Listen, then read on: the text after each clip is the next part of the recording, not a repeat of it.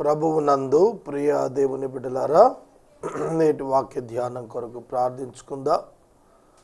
తలలు వంచండి, ప్రార్థనలో ఏకీభవించండి.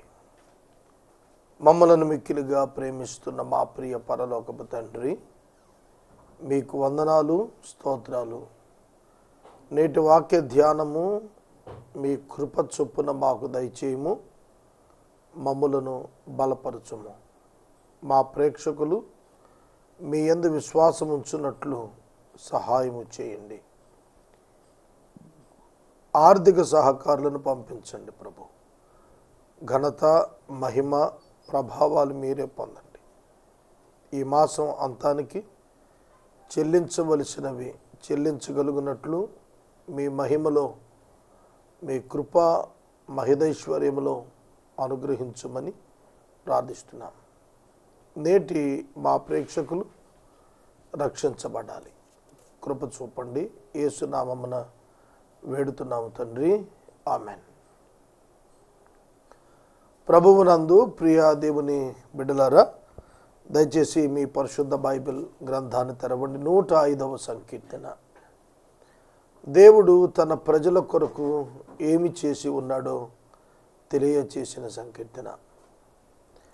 106వ సంకీర్తన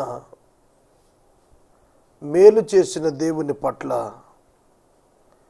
ఇశ్రాయేలీయులు ఎలా తిరుగుబాటు చేశారో తెలిపే సంకీర్తన. ఈ సంకీర్తనల సారాంశం మన జీవితాల్లో ఆత్మీయ ఆనందము, వృద్ధి కొరకును, ఆధ్యాత్మిక హెచ్చరిక కొరకును అనుగ్రహించబడి వ్రాయబడ్డాయి. ఈ వచనాలు ధ్యానం చేస్తున్నప్పుడు మనలను, మన జీవితాలను ఈ వచనాలలో నుండి చూసుకోవటం మనం నేర్చుకోవాలి. వారికి దేవుడు ఏమై ఉన్నాడో అదే దేవుడు మనకు కూడా అంతకంటే ఎక్కువగా కృప చూపువాడై ఉన్నాడని నేటి దినం మనం తెలుసుకోవాలి.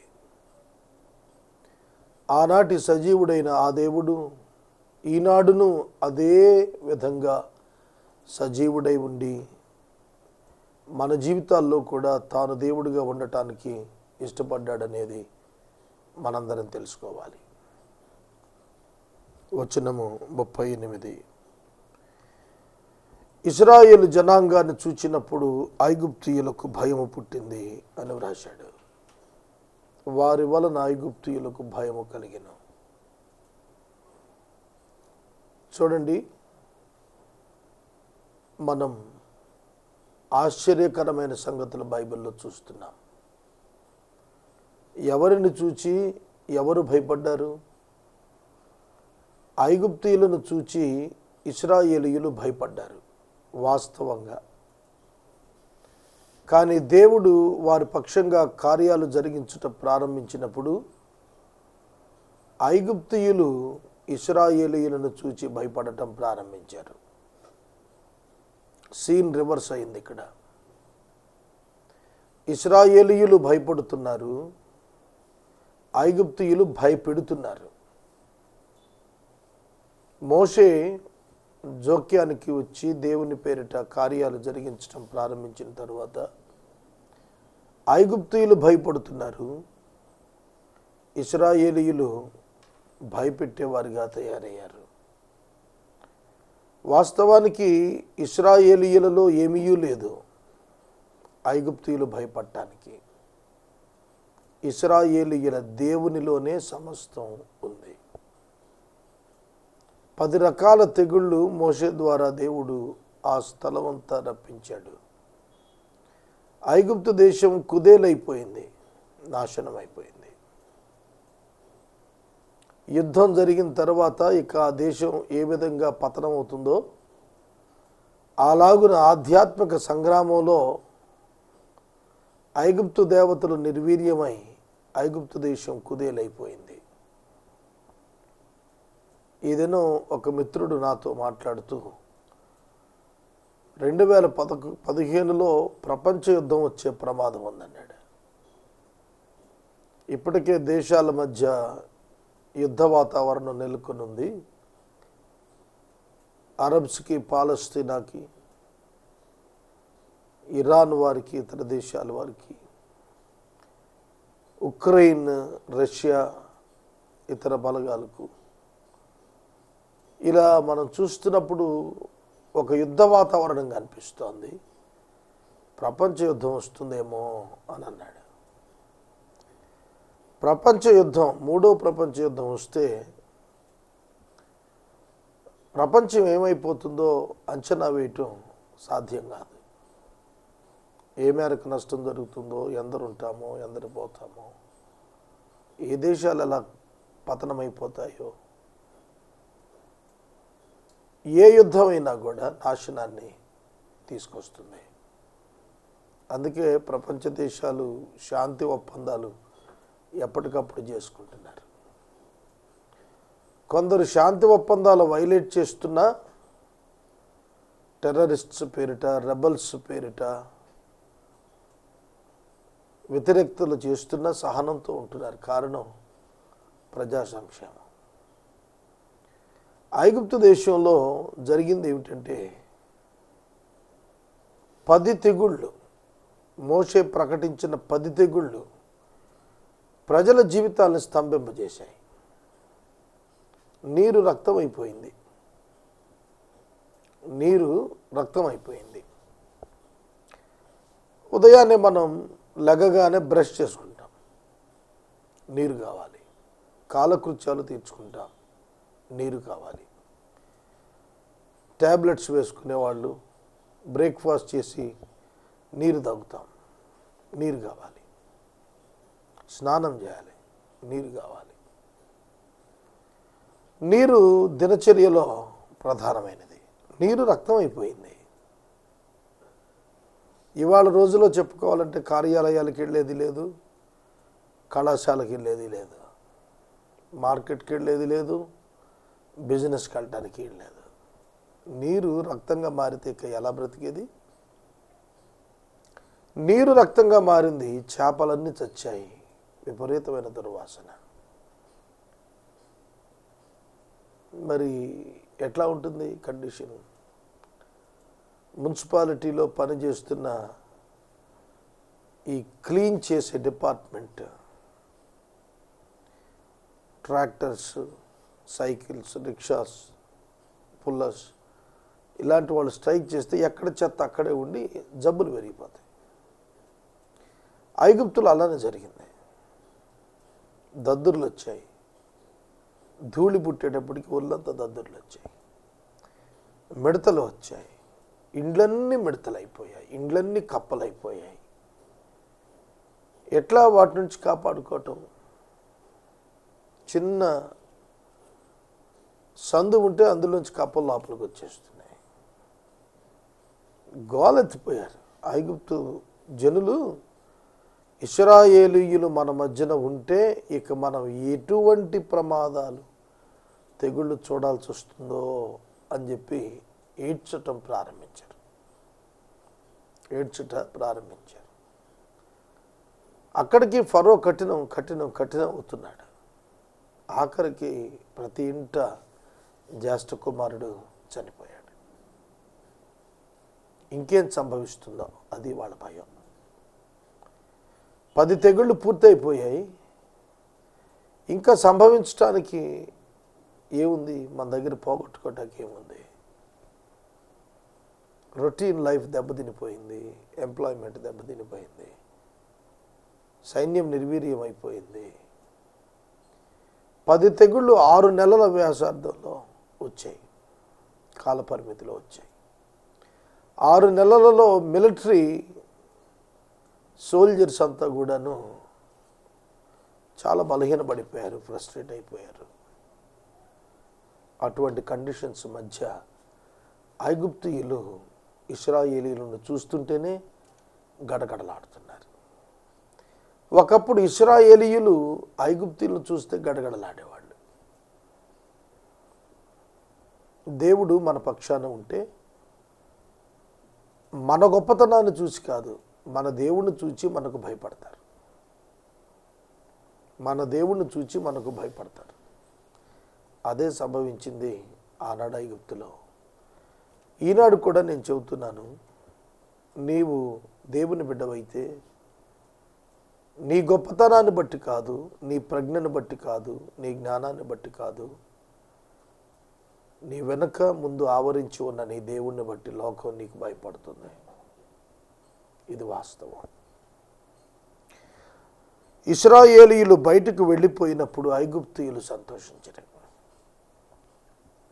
ఐగుప్తు దేశంలో రాజైన ఫరో తన యంత్రాంగాన్ని పిలిచి చెప్పిన మాట మొట్టమొదటి అధ్యాయంలో, వీళ్ళు మనల్ని విడిచి వెళ్ళిపోతారేమో, మనకు వెట్టి పనులు చేసేవాళ్ళు ఉండరు, మనకు పాచి పనులు చేసేవాళ్ళు ఉండరు, మనకు కార్మికులుగా పనిచేసేవాళ్ళు ఉండరు అని భయపడ్డారు. కాబట్టి వాళ్ళు వెళ్లకుండా మన కంట్రోల్లో పెట్టుకోవాలనేది ఫరో యొక్క ఉద్దేశం. కానీ పరిస్థితి ఎలా వచ్చింది? వాళ్ళు వెళ్ళిపోతే సంతోషం, వాళ్ళు ఉంటే కాదు, వాళ్ళు వెళితే సంతోషం. వాళ్ళు మన మధ్యన ఆపాము, వారి దేవుడు భయానక కార్యాలు చేసేస్తున్నాడు, చెప్పి మరీ చేస్తున్నాడు. అది సమస్య. ఏదో జరిగింది, జరిగిన దాన్నెల్లా మా దేవుడు చేశాడని చెప్పలేదు మోషే. చెప్పి మరీ చేశాడు, చెప్పి చేశాడు. అది గొప్పతనం. అందుకే ఇశ్రాయేలీయులు వెళ్ళేటప్పుడు వాళ్ళు సంతోషపడ్డారు. వెళ్ళండి నాయన, మీ వల్ల మేము పాడవుతున్నామని. అంతేకాదు, వెళ్ళేటప్పుడు వారికి సంతోషంగా వారు కోరినవన్నీ వెండి బంగారాలు ఇచ్చి పంపించారు. ఇశ్రాయేలీల యాత్రలో దేవుడు వారికి చాటుగా ఉండటానికి మేఘం, వెలిగివటానికి అగ్నిస్తంభం, మేఘస్తంభం, ఒకే స్తంభం, ఒకవైపు మేఘం, ఒకవైపు అగ్ని. రాత్రి వేళ వెలుగుచుటకు అగ్నిస్తంభం, పగటి వేళ నీడనిచ్చుటకు మేఘస్తంభం. దేవుడే అగ్నిస్తంభం, మేఘస్తంభం. ప్రత్యక్షత, ప్రభు ప్రత్యక్షత. ఆయన వారికి వెలిగిచ్చువాడుగా ఉన్నాడు, నీడనిచ్చువాడుగా ఉన్నాడు. ఇప్పుడు కూడా అదే ప్రభు మనకున్నాడు. మనకు వెలుగునిచ్చువాడు, మనకు నీడనిచ్చువాడు. ఒక్క మాటలో చెప్పాలంటే ఆయన సర్వశక్తి కలిగిన దేవుడు. మన జీవితాల్లో మనకు వెలుగు కావాలి. ఈ లోకం అంధకారమయం. ఎదుటి వ్యక్తి మాట్లాడుతున్న దానిలో సత్యం ఎంతో మనకు తెలియదు, అంధకారమే. ఎదుటివారు మనల్ని ఆహ్వానిస్తున్నప్పుడు దాని వెనక కృత్రిమ స్థితి ఏమిటో తెలియదు, అంధకారమే. అప్పుడే we need the light of God. దేవుని వెలుగు కావాలి. దేవుని వెలుగు మన ముందు ప్రసరించుట చేత మన ఎదుట ఉన్న అంధకారం తొలగి మార్గం కనిపిస్తుంది. ఏమి డెసిషన్ తీసుకోవాలనేది మనకు దేవుడు జ్ఞానం ఇస్తాడు. నీ ముందు మార్గము తేటగా నీకు అర్థమవుతుంది. ఈ స్నేహితుడు ఈ పని కొరకు మనల్ని పిలిచాడు అని అంటే అతని ఉద్దేశాలు ఏమిటనేది దేవుడు బయలుపరుస్తాడు. వాటి వెనుకున్న దురుద్దేశాలు బయలుపరుస్తాడు. దానితో మనం నడవవలసిన త్రోవ మనకు అర్థమవుతుంది. అలాగే నీడనిచ్చేవాడు. నీడ ఎప్పుడు కూడా మనకు ఉల్లాసాన్ని ఇస్తుంది, మనకు ఆదరణ ఇస్తుంది. ఎండలో నడుస్తున్న వాడికి నీడ ఓదార్పునిస్తుంది, ఆదరణ ఇస్తుంది. దేవుడు కూడా మన జీవితాల్లో కలిగే శ్రమానుభవాల్లో మనకు నీడగా ఉంటాడు, తోడుగా ఉంటాడు. మన మీద ఎండ ప్రభావం పడకుండా నీడ మనల్ని ఎట్లా కాపాడుతుందో, సంరక్షిస్తుందో, దేవుడు కూడా చల్లని స్థితినిస్తాడు మనకు. మేఘస్తంభం, అగ్నిస్తంభం అంటే అదే అనుభవం. వారు దాన్ని అనుభవించారు.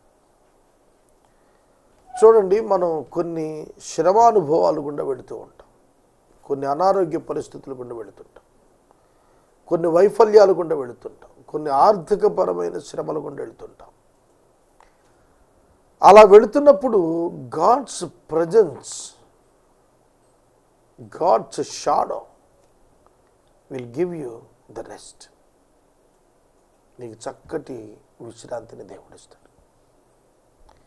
తరువాత వారు మనవి చేయగా ఆయన పూరేళ్లు రప్పించాడు.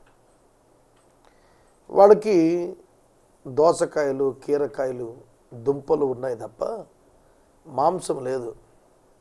సాధారణంగా క్రిస్టియన్స్ ఈ దినాన మాంసాపేక్ష కలిగిన వారుగా ఉన్నారు అనేది సామాన్యమే. ప్రతి ఆదివారం ప్రతి క్రైస్తవుని ఇంట నాన్ వెజిటేరియన్ వండాల్సిందే, ఖచ్చితంగా వండాల్సిందే. అది ఏ స్థాయిలో వండనివ్వండి, ఏ విధంగా వండనివ్వండి, వండాలి అంతే. ఆనాటి ఇశ్రాయేలీయులు కూడా మాంసాపేక్ష గలవాళ్ళు. వాళ్ళు ఏడ్చారు, అయ్యా మాకు మాంసం లేదు, రుచికల భోజనాలు లేవు. అప్పుడు ప్రభువు తూర్పు గాలి రప్పించి విస్తారమైన పూరేళ్ళు ఫుల్ ఆఫ్ మీట్, చిన్నగా ఉంటాయి, ఒక 300-400 గ్రాములు ఉంటాయి. వాటి నిండా మాంసం ఉంటుంది, ఎముక తక్కువ మాంసం ఎక్కువ పూరేళ్ళు. అవి వారి పాళెం చుట్టూతో పడ్డాయి వచ్చి. వారు నడుస్తున్న ప్రాంతం అంతా కూడా జస్ట్ వెళ్ళి తెచ్చుకోవటమే, అందుకోవటమే, అట్లా అన్నమాట. ఇవాళ మనం మటన్ కొనాలంటే 450 రూపాయలు అయిపోయింది, చికెన్ కొనాలంటే 180 రూపాయలు అయింది. అలాగే ఫిష్ కూడాను ఖరీదైపోయింది.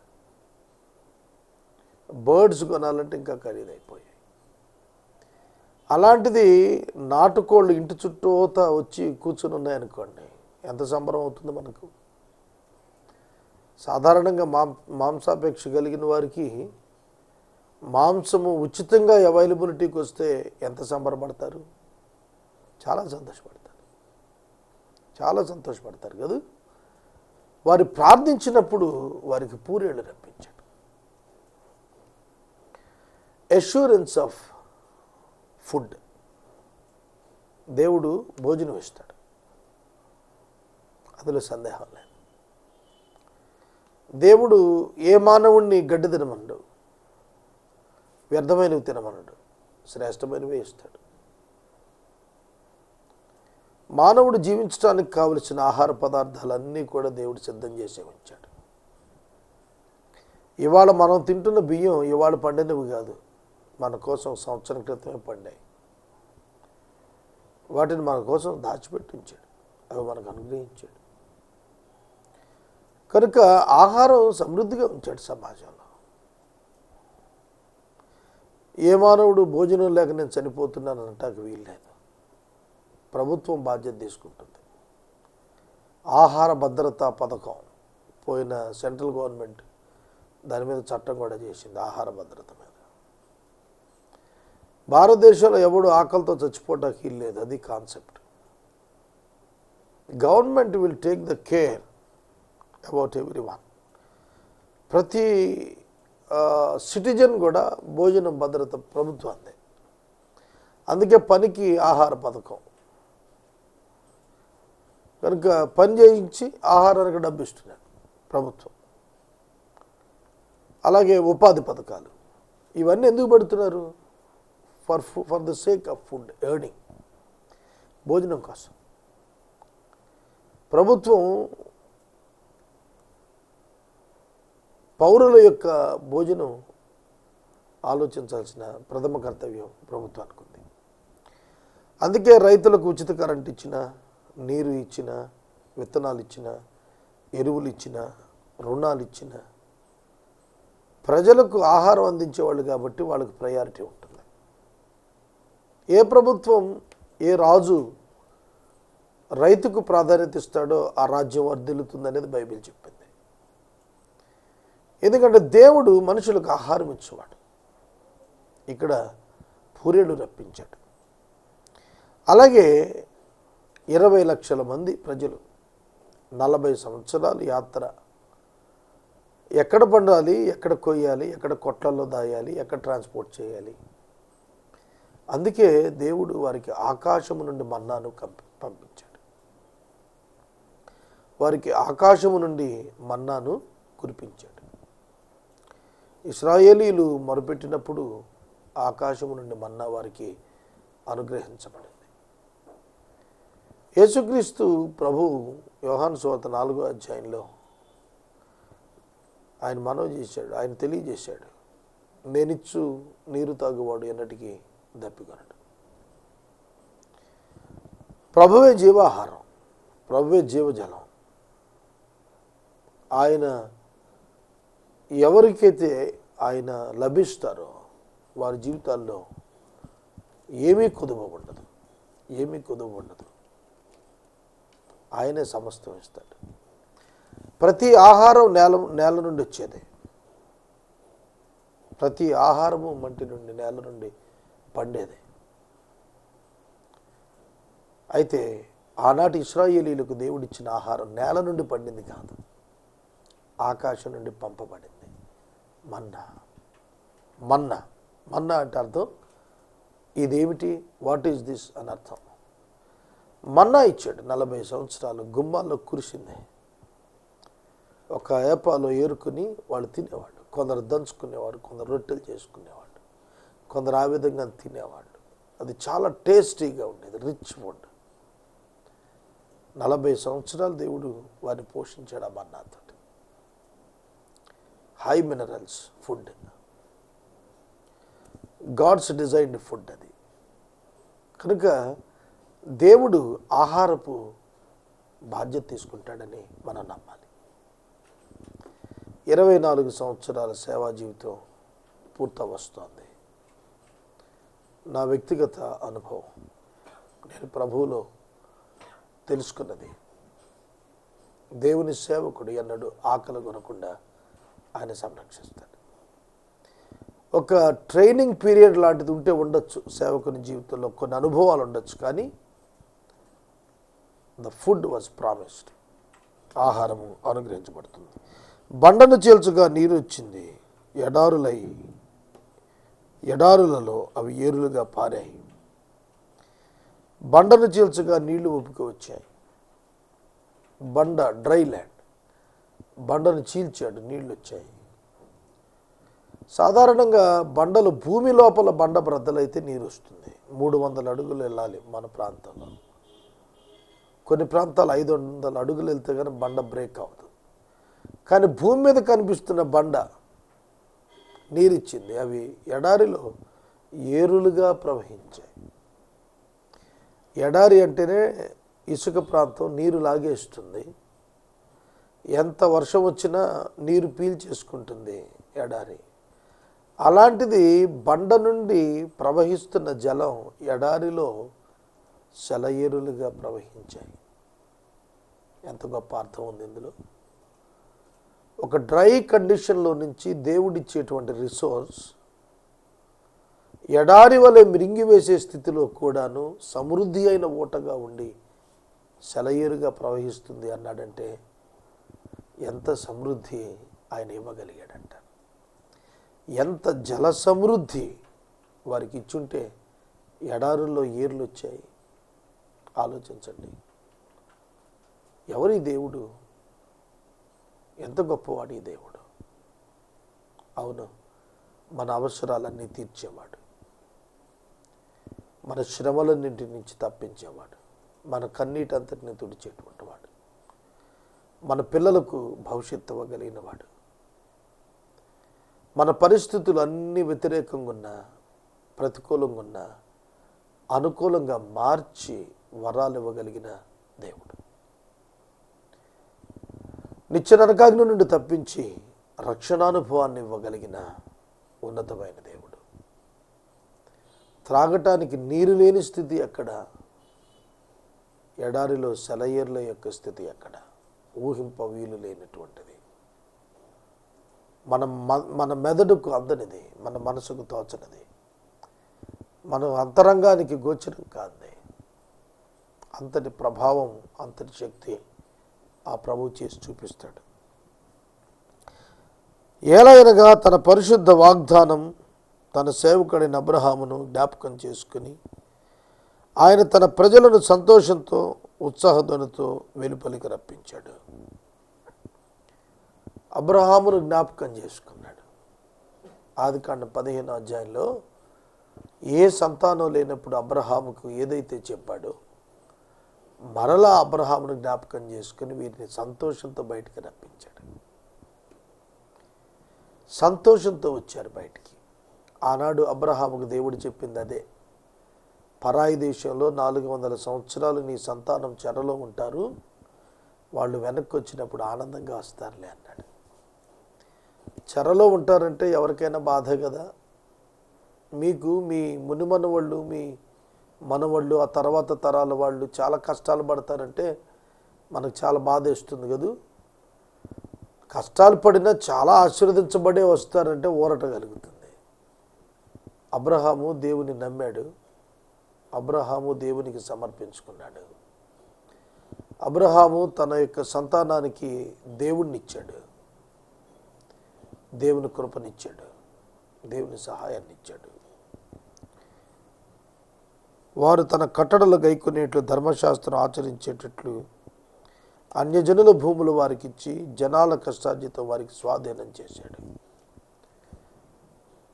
ఐగుప్తు దేశము నుండి వెలుపటికి వచ్చిన ఇశ్రాయేలు తను కనానుకు వచ్చిన తరువాత 7 జాతుల ప్రజలను నాశనం చేసి వారు కట్టని ఇండ్లు, వారు నాటని తోటలు, వారు వేయని చెట్లు, వారు పండించని ఫలాలు తమ వంతు చేసుకున్నారు.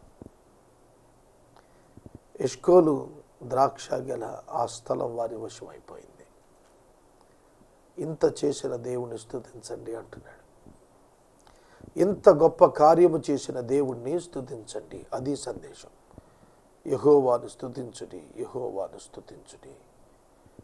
మనము స్వాధీనం చేసుకునే వారంగా ఉంటాం. దేవుని స్తుతించండి. Let us inherit